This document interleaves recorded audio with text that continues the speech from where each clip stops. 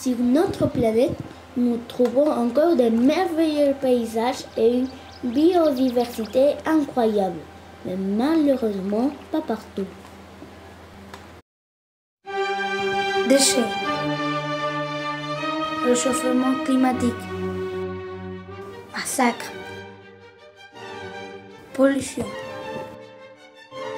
déforestation massive, augmentation de la population et de ses besoins en énergie. Notre planète a-t-elle suffisamment de ressources pour répondre aux besoins de chacun? Pour combien de temps encore? Comment peut-on agir pour la sauver? Quelles seront les énergies du futur? Bonjour Laurence. Bonjour Manuel. Bonjour à tous. Nous avons enquêté sur ces nouvelles énergies au Chili et notamment le solaire. Elle pourrait peut-être, un jour, être la principale source d'énergie pour remplacer les énergies fossiles qui disparaissent peu à peu. L'énergie solaire captée par la Terre en 1 heure suffirait à combler la totalité des besoins énergétiques mondiaux pendant 1 an. La chaleur et la lumière du soleil sont utilisées pour chauffer les maisons, l'eau courante ou pour produire de l'électricité. Au Chili, les énergies les plus utilisées sont l'hydraulique, le gaz naturel et le charbon. La plupart des énergies sont fossiles. Le projet dans le futur serait que le solaire atteigne 50% de l'énergie utilisée au Chili. Nous avons interrogé un spécialiste des énergies renouvelables, José Ignacio Escobar. Il va nous faire un petit bilan sur l'énergie solaire ici au Chili. L'énergie solaire est beaucoup moins chère ces dernières années. Par ailleurs, nous avons la meilleure radiation solaire du monde et en plus, elle se situe près des villes. Il y a un projet de loi de 20% sur 2020, mais le gouvernement n'a pas encore validé le projet. Au Chili, nous sommes à moins de 1% d'énergie solaire, mais cela augmente peu à peu. Que de grands projets pour les solaires! Mais il y a encore moins de 1%, alors il faudra encore attendre.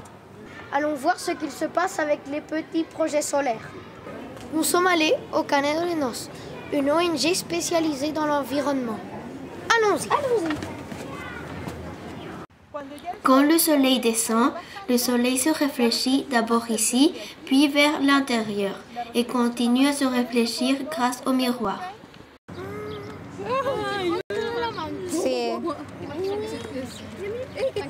Voici un bon test pour savoir si on peut cuisiner ou pas. Ici, un chauffe-eau solaire. L'eau se réchauffe dans des tuyaux de cuivre grâce au soleil et sort par le robinet que nous voyons. Là, cet appareil sert à déshydrater les aliments, ce qui permet de les conserver plus longtemps. Ce four solaire permet de cuire ou réchauffer les aliments. Il peut même être plus rapide que le four à gaz. Ici un autre modèle, le four solaire parabolique. Nous avons interrogé Oscar Núñez pour comprendre pourquoi n'utilisons pas davantage l'énergie solaire chez nous. Il y a deux choses. La première, pour le moment, les équipements solaires sont très chers. La deuxième chose, il faut un processus d'adaptation des personnes afin de connaître comment s'utilise l'énergie solaire. Si on est conscient de cela, on peut commencer avec des petites expériences. Par exemple, tu peux prendre une bouteille et la peindre en noir, mettre de l'eau et la laisser au soleil.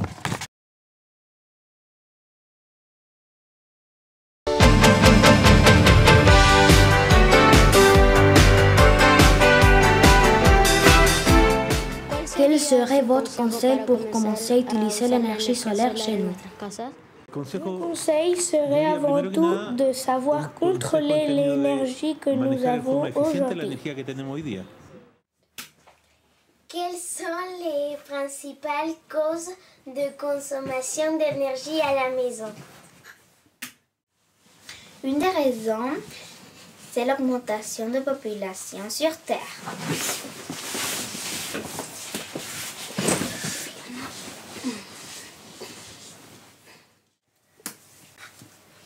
Dans les foyers, chacun utilise des appareils électroniques, par exemple l'ordinateur, la télévision, etc. Nous utilisons aussi beaucoup de gaz, par exemple pour cuisiner, pour se doucher ou pour se réchauffer. Et n'oublions pas toutes les lumières que nous allumons et éteignons tous les jours. Comment peut-on économiser de l'énergie chez nous? Tu peux utiliser les ampoules à basse consommation chez toi, comme celle-là. Vous pouvez utiliser le vélo ou le transport en commun à la place de la voiture. Si c'est pas trop haut, monte les escaliers à pied au lieu d'utiliser l'ascenseur. Couvrez-vous bien en hiver pour utiliser moins de chauffage. Quand vous ne l'utilisez pas, éteignez les lumières, la télévision et la radio. L'énergie solaire pourrait combler les besoins de l'homme. Mais aujourd'hui, le rendement reste trop faible. En attendant que la technologie évolue et soit moins chère, chacun doit économiser l'énergie que nous avons aujourd'hui. Tous ensemble, nous pouvons sauver notre planète.